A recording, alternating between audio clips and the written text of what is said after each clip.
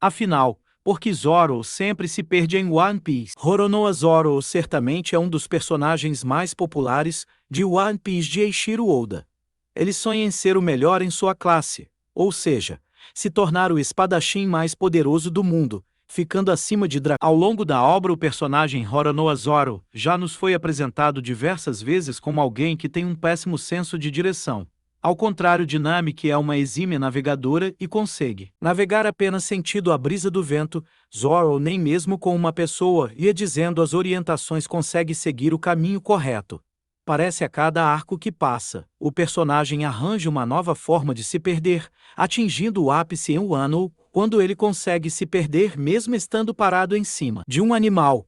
No entanto, enquanto Zoro tem um sonho tão ambicioso, ele possui um péssimo senso de direção. Infelizmente, uma razão oficial para Zoro ser tão ruim em direções nunca foi dado no anime ou mangá, mas é provável que essa seja a intenção de Oda desde o início para fins de comédia. Além disso, existem algumas teorias de fãs. Segundo elas, primeiro teoria, Zoro costuma se perder por causa da espada Sandai Kitetsu.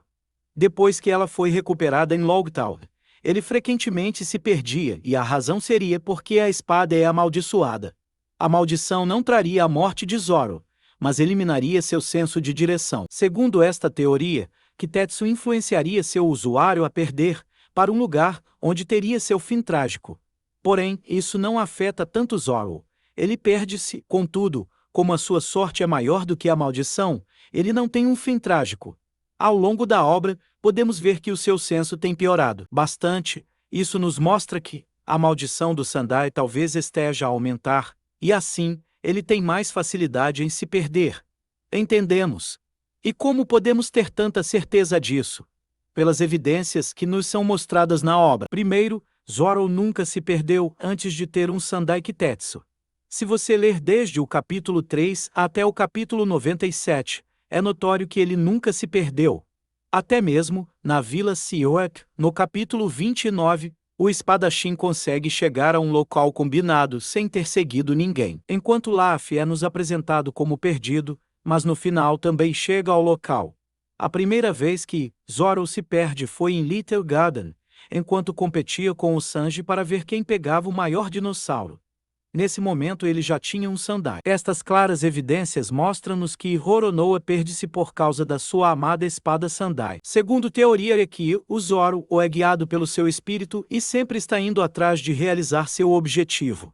Para alcançar o objetivo dele, ele precisa derrotar o Mihawk. Ou seja, o Zoro está sempre indo na direção do Mihawk. Como o Mihawk sempre está andando e nunca está parado, o espírito do Zoro fica guiando ele para um canto a cada minuto. Isso explicaria o porquê ele aceitou ser um pirata com o Luffy tão facilmente e também como ele achou o Mihawk tão facilmente no Baratie. Terceiro teoria, essa teoria explicaria porque o nosso caçador de piratas não possui nenhum senso de direção, que sempre se perde. A resposta estaria no seu sangue, que o guiaria para a espada mais poderosa de One Piece, a Espada das Espadas, a maior entre as 12 de grau supremo. Essa espada estaria em Lafeteio chamando um Shinatsuki, que possui o mesmo sangue do espadachim, do bando do primeiro Jaiboy, o qual seria o primeiro Shimatsuki. Sendo assim, isso faria o Zoro ser um eterno Long Pose, que estaria sempre apontando em direção da última ilha. Quarta teoria. Essa teoria diz que Zoro nasceu no século perdido e quando criança foi mandado para o futuro. Essa teoria esclarece que o motivo de Zoro sempre estar se perdendo é porque ele não está acostumado com o mundo de 800 anos depois. E mais recentemente, eu vi uma complementação dessa teoria, indo mais além e dizendo que Zoro seria o primeiro filho de Tolkien, nascido no século perdido. Mas para isso ser verdade, ele deveria ter alguma ligação com essa família, porém recentemente foi descoberto que Zoro é um descendente de Wano. No episódio 1064 foi revelado que um lendário ferreiro de Wano, Shimatsuki Kazaburo, chegou ao East Blue embarcando em um navio que eixou ilegalmente o país de Wano há aproximadamente 50 anos. Ele não foi o único membro do clã Shimatsuki a embarcar naquele navio, pois Shimatsuki Furiko, uma mulher do clã e irmã mais velha de Ushimaru, também deixou Wano. Eles se estabeleceram em East Blue e Kazaburo estabeleceu sua aldeia chamada Shimatsuki.